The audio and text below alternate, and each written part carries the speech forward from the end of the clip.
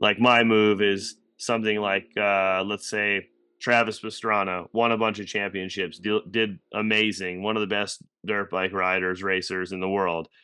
He decided, hey, we're going to put a lot more effort into this freestyle thing because I think that that is something that is also really cool and could be another pillar in the drifting community. That's Mhm, kind of the direction that I'm going. And this year has been mhm. a lot of events looking at those things, looking. Yo, as we get started for this video, I want to remind everyone that Drift Week 9 is coming up in December. We're going to have tons of amazing drivers such as Chelsea Denofa, Night Ride out of Europe, Taylor Ray, and tons of others that are going to drive with us. So if you want to join us, hit me up. I have exactly 4 driver spots left I was holding, and now it's time to sell them. Let's get started.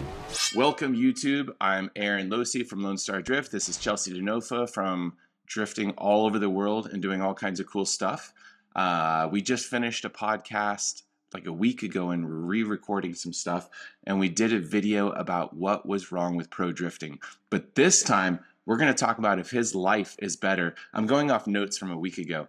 If his life is better now that he's out of pro drifting, if his stress level is lower, if he's getting to do more cool stuff, if like not having to pay for a pro race car team allows him to like keep more money and have a better lifestyle, if he has more opportunities that he gets to like chase now that he's not doing professional drifting. Because if you're running a professional drift car, you're testing, you're building, you're thinking about it, you're doing all your partner stuff, you're doing so much focus just on that, you don't leave a lot on the table for everything else you could do. Like pro drifting seems like it's only 8 weekends a year, but I mean, you were probably busy all the time. So let's see here. Is that everything I can think of? Yeah, let's go. You have plenty of stuff to talk about. Talk about yourself. Myself. Well, 20 years of drifting. I still love it probably more than when I started. I've learned so much about it that it is like a tism tickler of excitement every time I drive. Um, but I think there's some flaws in it, like you saw previously. But obviously, I still do it, and I try to stay positive with it and enjoy it, and kind of accept some of the flaws because it's one person out of probably 100,000 drifters in America. But yeah, so for me, you were kind of talking about the transition from FD back to enjoying and having fun with drifting. Not that I didn't enjoy FD, but just simply the amount of effort it takes and how much time it consumes for what you get back. So for me, like I'm constantly evaluating what I want to do with my life, have fun with it, things I need to do to be successful, the business side of it, and all of that. So for me, going from FD, which was about 36 to 38 weekends a year, and when I say weekend, sometimes it's only like 2 weekdays back to back instead of a weekend, but um, it was a lot, and it was a lot for a long time, and I didn't wanna burn out of drifting. I didn't get to that point yet. I still really enjoyed going to every event. I still really enjoyed driving and giving ride-alongs and setting cars up and driving all these different tracks. All the things we love about drifting, I still loved about it. But it was the fact that, like, I couldn't get away if I wanted to get away from it, if that makes sense. Mm-hmm. So, like, if I wanted to have a vacation, I had to take a vacation, like, on the tail end of whatever I was doing and stay there Mm-hmm. for a day or 2, and then that means my wife had to go to the event and do that and be there, and then we would go do something. It all, like, kind of revolved around it. So, fading or moving a little bit into this year for me, it's been, like, 1 month of really going hard, like, 3 or 4 weekends, and then 1 month off, so that way I can reset and have some time and schedule some things to get regular life things organized and enjoy everything a little bit more. Also, it allows me to reset cars and things for the whole month and then kind of go back at it again. So the changes for me are it's stress level, but there's a light at the end of the tunnel all the time instead of just like, how do I get there and not like enjoying what I actually am doing. Like when Mm-hmm. you're so busy and you're going all the time, for me at least, it's it's like I don't get to see the success or the things that I've been doing it's just pretty much go, go, go on to the next thing. Cool, we finished that. Next, next, next, instead of like actually stepping back and seeing like what we've achieved. And that's been the biggest thing for me this year is like, looking at like instead of being like, oh, what's next? We need to finish that. I can actually take a second, dissect what's going on, look at what was successful, what wasn't, like look at some of the numbers and the planning of things and see what events really mean a lot to me and also bring value to like my partners and other things instead of just like this like rat race of a circle all the time. Hmm. Something that just stood out to me, you get a month off at a time. When I say a month I'm off at a jealous. time, no, so, like, I will go 4 weekends back to back, so that usually sometimes will mean, like, I'll go from one event to the next event, not going home, and maybe the next event, or maybe Hmm. leave a rig and fly home for a couple days or whatever, and then come home, and when I come home, I spend usually 2 or 3 days a week prepping the cars to turn them around and get everything sorted, wheels, tires, whatever, and then all my meetings and all my things I have to do to, like, catch back up and then the planning and the booking flights and the this and the that all kind of happens. The logistics aspect of it happens during that month, but it's a month where I know I will be home for most of it. Okay. There have been times where like, hey, so and so, I need you to be here so that I can do a chassis setup or do some engineering on a car at an event or something for another one of my like customers or whatever. Um, and I go do that. But it's like for me and my big events and my planning when I'm talking to my partners and I'm pitching everything, it's like these events are kind of picked so that it's efficient, it's simple, it's nice. We go, we do what we need to with the cars we need, we come back, and then I have a reset time before the next event. Okay. So are you happier now that you've quit pro drifting? I think so. I think so because I felt like pro drifting changed to like what it was a few years ago. And for me, it was something that was didn't really align more with like what I believe drifting should be. And I felt Hmm. like my value in drifting, like I'm more valuable not driving like Formula D or a competition or championship type thing. I still am competitive and want to drive, but it's definitely less stressful for me because I'm doing more of what I enjoy and like doing. So like it's sure the stress might be even, it might be the same, but it's like at least like an asset of myself with why the stress is happening. Or like it's more of the things are in my control. Do you know what I'm saying? It's stressful Hmm. sometimes like when things are out of your control and you have to tell yourself that, ah, it's out of my control, I can't worry about it. But it still affects me and it's still this and that. Or at least this is more when there's something wrong or there's something right, I can either reap or sow. Yeah. So you said something in our last interview that you're an icon for the sport. And I was just thinking in my head, do you think that that was because you won Formula D, because you've been driving so long? What's the reason you consider yourself an icon for the sport? Like, what is it that you think is special about you? And do you think that you made that better by quitting Formula D in 2024 and then like going into 2025, that you will become more of that, if that makes sense? Will you like get to grow as a driver and grow, I hate to say your brand, but like your image and everything else, because you are beloved by the drift community for some reason. Oftentimes we don't know why we're liked by the drift community, if that makes sense. Like each individual person has this very vague notion of like the caricature that is Chelsea or Adam or Taylor Ray, even though they don't know your personal life and all these things, and they attach themselves to you. um, they for a long time, I think they thought you were the underdog in Formula D. And then like maybe after a while you became RTR and everybody forgot you were an underdog. And then you don't even see what I'm saying, how it's a very vague like thing. What do you think that was that made you an icon, and will that continue and grow in the future I feel like and in 2024? icon maybe isn't the best word. If I maybe I did use that, but it's more of like a ambassador of a large amount of the sport. Hmm.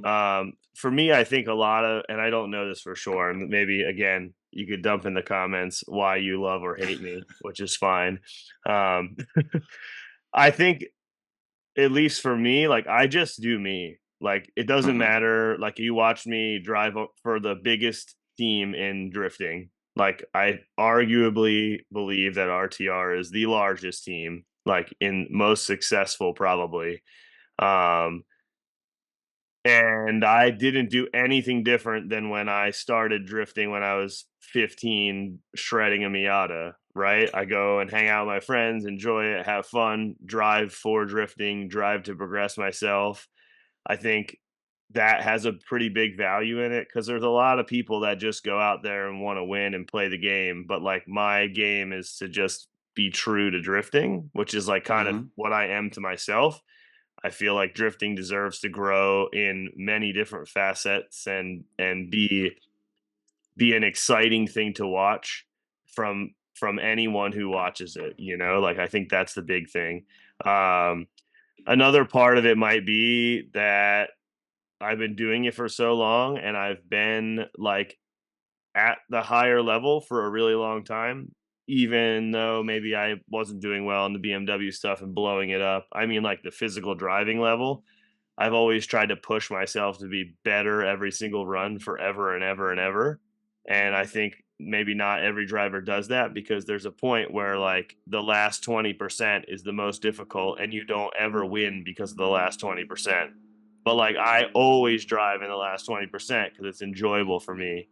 So I think people can like attach themselves to that if that makes sense. Like you want Mm-hmm. when you watch somebody or you pay to go see an event or you do whatever, like you want to see the best driving. Sometimes the best driving comes in the form of both people driving at 80% or whatever and making good smooth tandems. Sometimes it comes in, I don't know if that guy's going to die today when he enters the track and do whatever because he's going to put it all on the line. And I think I kind of portray both of that when it needs to happen. I don't really want to sit here and toot my horn a bunch of any of that. I just think that there's also people that dislike me because I speak my mind and tell you the fucking deal all the time. Yeah, I think that everybody's here to listen to you talk right now, so it's okay if you toot your horn a bit and explain to us what makes you special, or what you think makes you special, because everybody has a different version of that. For Just like there's a sure. ton of people that love Forrest Wang for very specific reasons, and then Forrest Wang is like, I'll drive a V8, you know what I mean? And the videos when I talk to him and stuff, he's like, I don't care about Jay-Z's, even though a lot of people associate him with that. Or same with Nakamura. All the SR kids in America forever, like Nakamura's SR man does this, does this. And he's like, I hate that piece of crap engine. Yeah. He's like, I got I something want a for you. supercharged V8. Oh, go ahead. Yeah. No, I'm just saying. Yeah, people for sure. People are like, "Oh, you're a BMW guy." I'm like, I would drive anything that has that style suspension. It could be a Jeep or a Kia or a Yeah. Ford or anything. I just have a particular type of suspension that I have found that I love to drive and a dynamic of the car. But Is yeah, I that don't trailing arm, you mean? just yeah, longer traction arms and longer rear control arms and a lot of front roll stiffness and just a chassis that's really rigid. Um, but either way, yeah, just I think there's a lot of stuff, even the Mustang thing. Like I loved driving the Mustang because it's wild, but it's a lot of work and it's really, really difficult to do. Like for Mm-hmm. me, winning a championship in a Mustang meant a lot because it was the first car to win first Mustang of the current gen to win a championship. But Mm-hmm. it's like for me, it didn't fit my style of driving, and it wasn't the most enjoyable car for me to drive. You know, it doesn't mean that someone else doesn't love it and enjoy it. For me, it's just short arms and the style of it just didn't really flow with my particular style. Mm-hmm. So yeah, I'm some gonna let you things. dig your little dish No, right it's there, fine. saying It's the fine. Mustang's a bad car. I never said it was a bad car. I just said that for me, if As we the want to go FIFA down that arms. rabbit hole, we can go down the rabbit hole. But basically, that car out of the box is amazing because for the value, you get an awesome motor, awesome gearbox, awesome diff, awesome axles. It looks cool. Like they go super low. You can have them on the floor, and everything's great. You're But digging yourself back out of the no, hole. but for me, I just don't like the rear suspension design for like the way I really like to drive for fun and enjoy it, Mm, right? It's a makes great sense. competition car. But it's not necessarily for me the best car to huck backies at 120 miles an hour and be reckless and run small tires that are cheap and all that. It's just tough. Yeah. So jumping back to the part about like Icon and what you're going to do in the future and what you're doing in 2024 and if it worked and everything, I wanted to state something real quickly. There's a bunch of people in time that were made little superstars for whatever reason. Nate Hamilton did it pretty well just off of I think it was Corey made a bunch of videos that he didn't even know existed, and then they posted on YouTube or Vimeo or whatever, and they kind of like created the character of Nate, and that has kind of been it forever. You got a lot of your character building off of the Mustang program and RTR because there was so much media, and then also Formula D and all the photographers like surrounding FD because you had so many crazy moments of your car like being crashed and jumping walls and like jumping other cars and like your crazy driving style.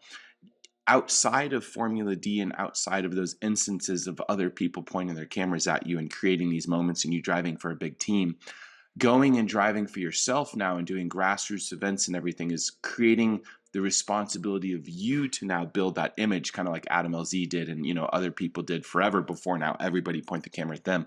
Are you thinking about that much now that you have to actively because both you and I have never been people to like go brush our hair. Obviously, I don't have it, and like go put on the correct shirt and get pretty and worry about how we look before things. We've never really done that, and now you're going to have to actively curate your image a bit more without other people doing it, I guess, or maybe not. I'm just thinking I out mean, I loud. feel like And you I've did been it with doing your that. Porsche.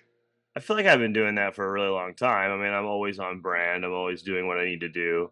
And when Yeah. we plan events, we shoot content and we shoot other things that are related to each of the brands to keep them stoked. Mm-hmm. Also, like there is a point where when you've put in all the legwork and all the effort and got a championship and been a top 5 contender in FD for however many years, like those people just want to be a part of something and want to be a Mm-hmm. part of the next thing you do because the people watching and the people enjoying it are also going to love or hate or be involved in it. You know what I mean? You So mean for the me, sponsors or the partners fans? and the end fans and people Okay. watching, so for me, I look at it like, sure, I left the platform of FD that gives you an awesome opportunity of having however many people watch the live stream over that day and then the next couple weeks. And then also like the fan interaction at the events and all of that. But like we've been to several events this year that have had 10 to 15,000 spectators, Mm-hmm. and we have a whole different steez to it now where like I'm not competing every 5 seconds, so like I have time to meet people and hang out and talk and sign autographs and sell merch and do these things. I go to events and I have a different outlook on it because I'm not focused on winning a championship. It's just one event that I'm trying to win or be a good part of it or whatever or grow it. So I think from that end, there's two sides of it. I think I gained the popularity of the less than average fan Mm-hmm. being with RTR because I hit a huge mass of things and people and events and Ford backings and these designing of cars, helping build a new Mustang drift car, like even just Mustangs in general. Like I reached a fan base that I never would have normally reached because there's a lot of Mustang people that like Mustang drift cars but don't really like drifting or maybe Mm-hmm. haven't been a part of it. And I think there's a huge mass of those people that are, I would say, not in lack of a better term of like their quality is not great, but just they're below average on how much they love drifting, but they're a fan. And Mm-hmm. then I think all of the things I've done over the past 20 years of like driving fun events, building relatable cars, sharing the knowledge, and giving the answers to a lot of people's questions, or at least like tickling that part of their technical mind. And like doing all that has also like gave me a lot of diehard fans that would like, be there in a scenario. I always make a joke. I was like, if you took someone else in FD's fans at a bar versus my fans at a bar and there was a fight, my fans would definitely win because I feel like I have a lot of really hardcore fans that like connect because I love sharing drifting and growing it. And when Mm-hmm. people are learning and wanting to be a part of that, like that's a connection that we have together, like it's cool. Mm-hmm. So I think a lot of it, and not strategically, more on the base of just being me and not worrying about it, and not worrying that I have to put in another couple years of time for something to have it grow, rather than selling out and like gaining a shitload of followers or whatever. For me, it's always been about like giving back and being a part of drifting and being myself and not like becoming something I'm not. Cause that's like the long game. Like for me, when I'm like 50 years old and still want to shred and have fun, it'll be because I never fell into that trap, you know? Mm-hmm. So moving forward, this video is a lot about talking about moving forward. Um, what is a great experience that you're looking forward to that you want to create? Like you've gotten to do so many amazing things because of drifting.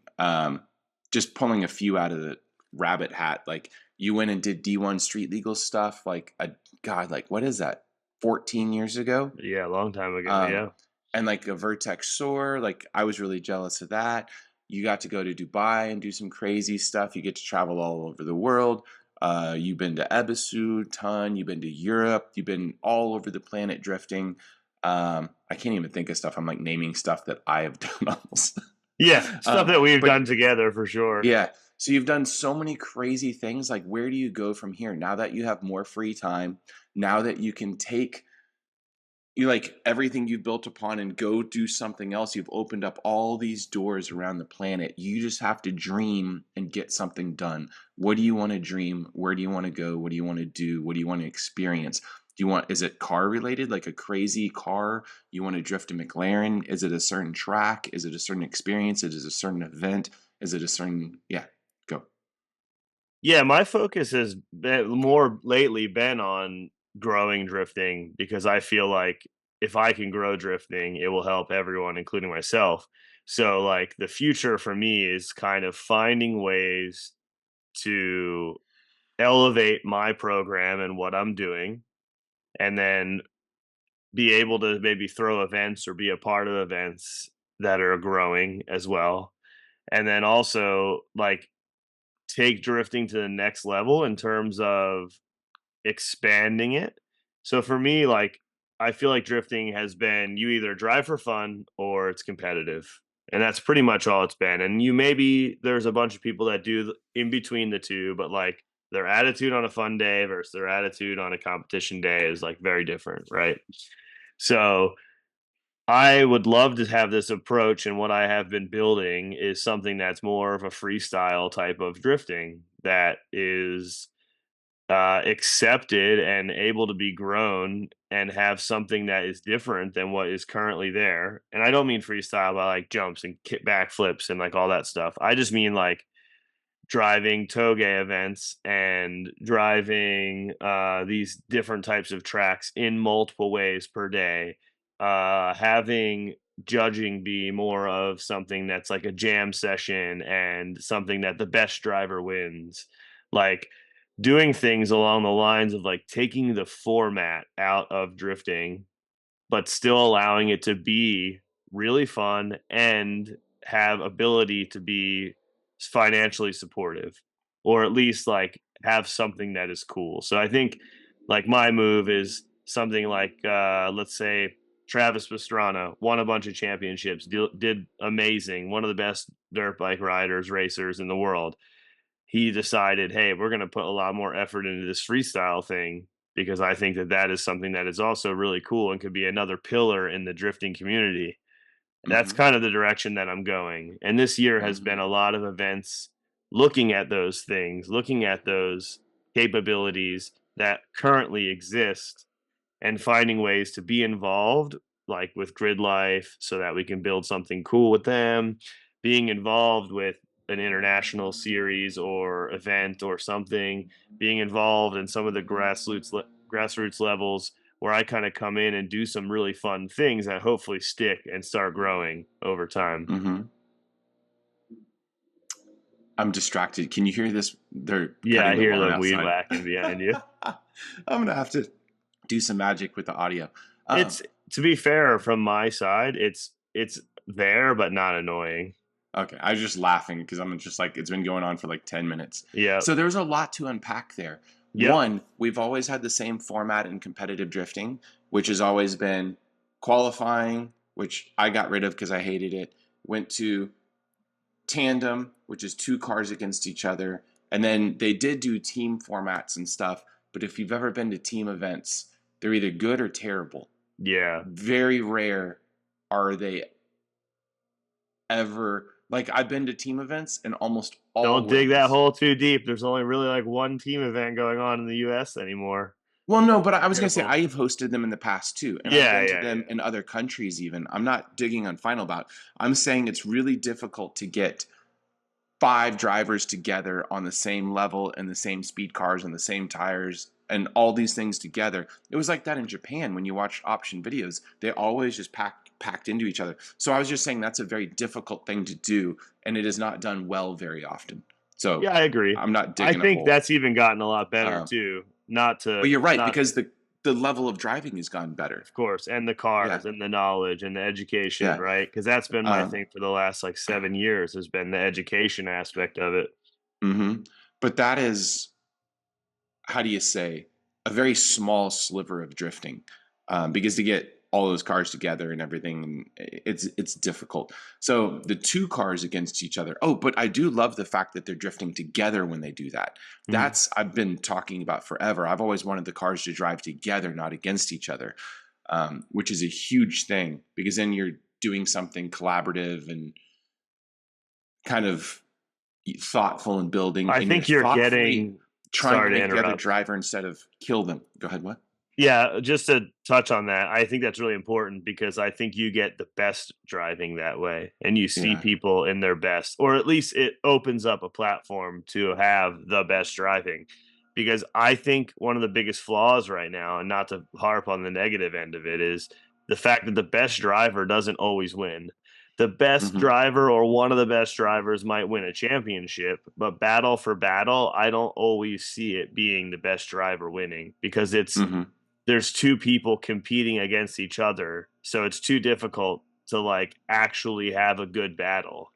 It's Mm-hmm. really easy to say, "Oh, both of you just need to do a great job." And you're like, "Yeah, okay." But when I put a really good lead run down and this other guy chases and he does a really good chase because my lead is amazing, it's then on you to decide how much the value was of my great lead that helped his chase. And Yeah. now we have this really subjective like can of worms that we're opening. Whereas like the team stuff or the battles in that way, you do end up with winners and you do end up with a podium, but they're all usually on the same team, because it's an Mm-hmm. effort that way, which I think is cool. And I think there's a future in more of that. I think one of the things that's really great about that, like we talked about, is you have this event like Final Bout that is really cool cars, has really cool people that are there to have a good vibe, have fun, but they're also competing, you know, Mm-hmm. and they go through all the effort of making their cars look cool and match or have a theme or whatever the case is. The downside to it is I think a lot of the people that are there, I think of the best way to word this, they want to keep it to themselves, Mm-hmm. right? And it doesn't necessarily grow it. And I think Mm-hmm. that's one of the coolest parts of drifting right now. And the only thing growing it is individual social plans, like where they Mm-hmm. post their stuff and do that. Whereas, like, dude, Final Bout could be a rotating circus 8 times a year all over the US that just sells out in I stadiums. think it's. I was gonna say I think they're trying to do it all over the U.S. But I think they're trying to, and I don't, this isn't, But you're saying it's not big enough. I do like that idea, and I think that it should be like a nitro circus thing, and that's of one. course. That's one type of way to get there is to, like, the cars are pretty and they come out and they like have five cars in a team and there's so much going on it kind of gets wowzers, It because does. normal drifting is not wowzers enough because there's just two cars and they do the exact same thing over and over and over again, and there's no backflips, there's no loop de loops Yeah, and I think too, like I'm not yet. yeah, yeah, no. I don't know that drifting really needs that. That could be another pillar of like this extreme thing that's like that TV show that was on Netflix. Um, but yeah, I think also there's a part of me that understands why Final Bout is not like that because they want it to be what it is. And it's like not an elitist thing, but like it's like this really cool thing that has a really good vibe, and if it blew up and was filling stadiums, the vibe would be gone, and it would just be I see what people you're on saying. Yeah. teams working to make money drifting. It's still derivative. Sorry, it's still derivative of a Japanese thing where the Japanese came up with that team format, the Japanese came up with the tandem format, and then nothing has really stood out since then, Well, if all you the know what I cars mean. there look like they're from 2006 Japan too, so Yeah, but I it's mean that's perfect. exactly It's a what they want. time It's lock, perfect. I like that. But we need to come up with something new. But also, it's not necessary. I mean, I came up with Drift Week, but it's something that can't be made big, if you know what I mean. It's like a little Yeah, tiny trip and it's different, but it's super driver based and it's not spectator based at all. So it's something that cuts its own throat immediately. yeah. Dave Egan explained to me how stupid it was. Well, I love Dave, but you could go both ways with that comment. With what? I always feel like, like there's 2 different types of people in it. The guy who and that's why I feel like I'm right in the middle. Dave is the guy that wants to have everything be as big as possible, and even if it's not, Oh, he'll tell yeah. you it's as big as possible. And I'm not digging on him. That's a great way of marketing things. But Hmm. like, I am definitely not someone who stands behind, like, a fake it or make it type of mentality, and I'm not saying he's doing that because he's doing really well and he's done Drifting kind of succeed needs it, tons of though. things. Drifting It needs does need people it. like him. That's what I'm saying. That's what I'm No one saying. is as enthusiastic and like a torchbearer as he is. Well, it's There exactly needs to be what I more was people like saying. that. Part of that is when people work with drifters, right, they get, like, a Hmm. pretty real type of person usually, like, they get a oh, I'm doing this because I'm doing this, and that's why we're doing it. That's and that's it. I think Hmm. there's a great value in that because usually people stick to their word and get done what needs to be getting done. But the bad part about it is the other side of that, like where it's like everybody kind of holds themselves back because they devalue it. Hmm. But we're getting off topic. Yeah. The So, future anyways, back to aspect of it, yourself. You yeah. didn't give me necessarily a So concrete example of what you wanted to do as an experience. What's your next experience you're going to do? maybe That because was I'm like a still 20-minute figuring segment. that out, you Okay. know. So, you don't have anything necessarily you're working on. The I do have a experience of like lot that I'm bringing the working Porsche on, to but I market can't is really share it. cool. Okay. Yeah. So, you, So that was part of it. The Porsche yeah. thing for me is like, how do we get more people involved in drifting that love drifting that aren't involved currently?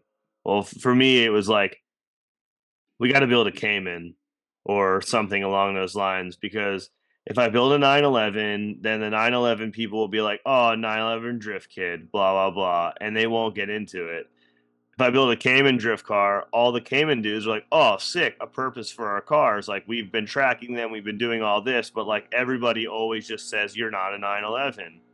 But Hmm. truth be told, the Cayman is a million times better drift car than a 911 would be any day. And if anyone argues with you, they power slide. They don't actually drift for real. So Hmm. that made it something that Porsche dudes can latch onto, they can enjoy, and we bring a bunch of Porsche people into the drifting market. And that was kind of my point with the whole thing was like, we're going to keep this car very, very Porsche, but it's going to also be a very, very good drift car. And that's kind of been the plan. And it's been successful and worked well. And I wanted to be the front of that. So it was something exciting that I could actually capitalize on some. But also the other end of it is like now we have a bunch of Porsche dudes that want to get into drifting that maybe aren't building Porsches, but they're building other chassis to come out and enjoy it because they all love drifting. All of the people I ever taught at my school, I went to Pekla, I went to all these places that are Porsche people, and they all love drifting. I would say about Hmm. 30% of the people that came to my school were Porsche drivers and people that had Porsches. So like for me, it was like, dude, we got to do this and give them something to attach themselves to. Hmm. I have a quick tangent. Um, I think it's amazing to give people like Porsche people, especially like Cayman people, something to have fun with in cars because so many car enthusiasts, especially in Texas, they love cars, they want to have cars, they want to drive cars. They go buy a dream car and then they realize you're driving down straight streets, there's nothing to do with it, and cars are actually incredibly boring unless you live like up in the foothills of some cool mountain where it's Yep. awesome to drive and everything else. Most sports cars are freaking awful. I've had so many sports cars, and I just end up driving a 5 Series every day because it gets triple the mileage because it's a diesel and it's comfortable and all this other stuff. You don't have to deal with it. So I was going to say, introducing Cayman people or Porsche people or anybody else, Mustang people, to drifting is cool because it's an incredible outlet that's really fun, and you can go do not on the street, but like you meet all these friends and you do this, like, you know, the whole experience of going to events or doing whatever you're doing. And it gives you a huge outlet for cars because there's so many people around the planet with so much money to spend on cars, but all they do is acquire more cars and then want more garage space.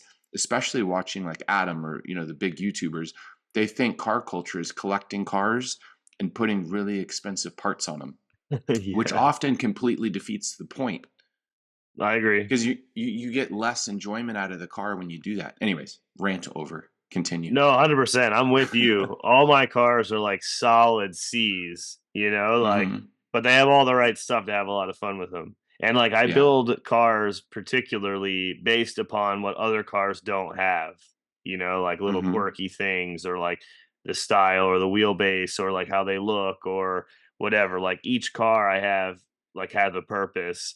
And they're all kind of beaters. None of them are super nice. So it's cool. It's nice to have the Porsche is actually really nice. It's nice to have a nice drift car that I can pull up with because everywhere I go, I usually bring the Porsche and the Fox body on my open trailer, and I have like you know the lady on the streets and the freak in the bed type scenario, you know. So it's cool. Which is which? No. Yeah. Um, all right. What else do we have to cover? I think that's the big stuff. We were going to talk about this in this one. Um, did you tell me what your best experience in drifting was, by the way? And then Uh, I actually meant to do that first and then go into what you're going to do next. What's your best experience? I feel like all I mean, I have multiple, but I feel like they're all related around like being in the tandem train with a bunch of your friends and it all working or all going completely wrong. Yeah. Like those experiences, no matter where they are, no matter what the track is, you know, whenever you are, you know, fifth or sixth car in line and it's all working and you're watching it all happen in front of you and you're a part of it, it's almost like a it's happening, it's working. Like Hmm. you're just waiting for it all to fucking implode.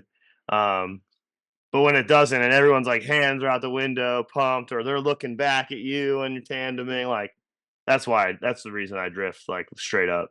So it's not like a championship win. It's not being overseas doing something crazy. It's not like a Ford reveal on you're getting to be backstage when they're revealing some new Mustang that the public doesn't know about and you knew about it 2 years in advance and drove it and helped set it up or something. It's none of that stuff. It's just like the chemical addiction to drifting and the danger of being the fifth car in the train. I think it's just the whole thing of it. Like I was that whole like scenario. Like if you just Hmm. step back like for a moment, like if you're like, I'm at my local track, that's fun. And like I've been driving all day. What I remember when I go home is that one or two runs that were like really good with all the right people where we all got stacked up and we all got on track at the same time. We all enjoyed that same moment together. That's the biggest thing for me. The Yeah. championship for me was like something that needed to happen.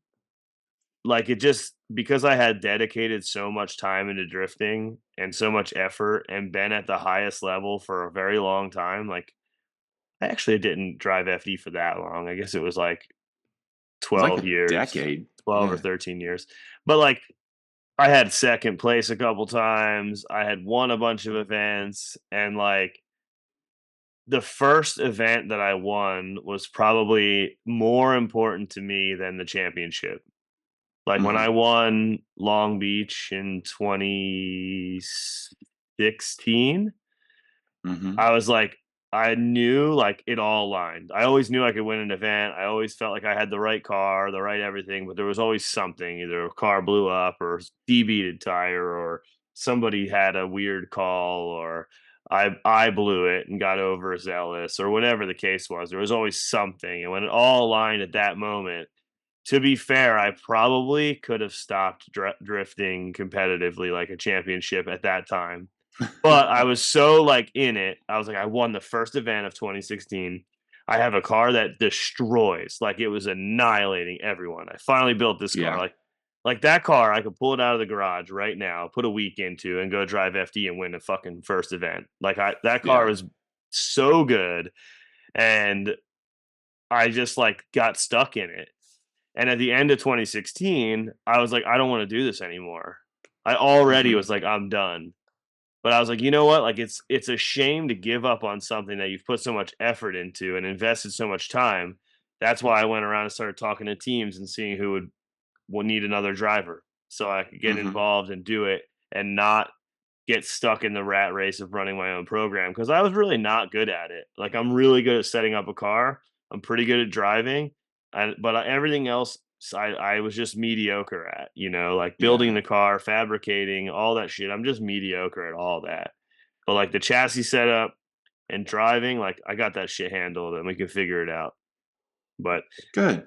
so I'm glad I got another RTR ride because it did. It gave me another 6 years or 6 or 7 years of success and like, God, that's crazy. yeah, yep. So, 6 years doing one car like that.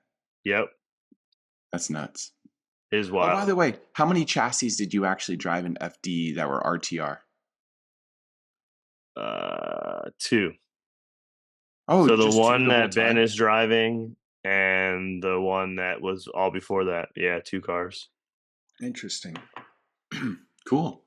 Well, I think that's about everything that we were going to talk about. You have things that you want to do. You want to do freestyle stuff in the future. You want to be a part of drifting. You like the danger aspect of it and stuff. You think the competition, not always the best driver wins.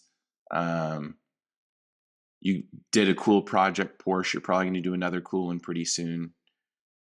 Do you have another one planned out?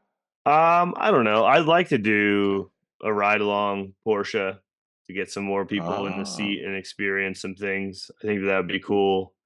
yeah. Um, I don't know. It's tough. It's Okay. all just comes down to the budget of it and what makes sense. Like I have tons Yeah. and tons of ideas, but like unfortunately, like you know how it works. Like one of 10 can maybe get done if you spend 6 months planning it. Um, You- it is interesting from that end of it, competing with people that like have a huge budget that maybe don't quite get it all the way, Yeah. and like you see them do all of your ideas and it's just like partial with all of them, and you're like, how do I either get involved with this to make this successful, or how do I find ways, what do I commit to so that no one else does it? And that's the big like, I don't want to use YouTube as a YouTuber thing, but YouTube as a whole has made it so that like if you're the first at something, it's amazing even if it's not great. Hmm. Like, and being the first at a lot of things over and over again requires an absolutely insane amount of budget.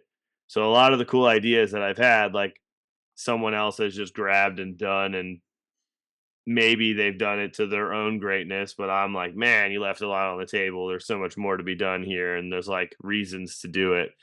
Um, but yeah, everybody does. So grass is always greener. Cool. All right. Well, thank you so much. I'm going to cover up the camera. Oh, I should No just say worries. goodbye to everyone on YouTube. Goodbye, everyone on YouTube. Uh, Goodbye. Goodbye. Talk shit in Bye. the comments. There you go.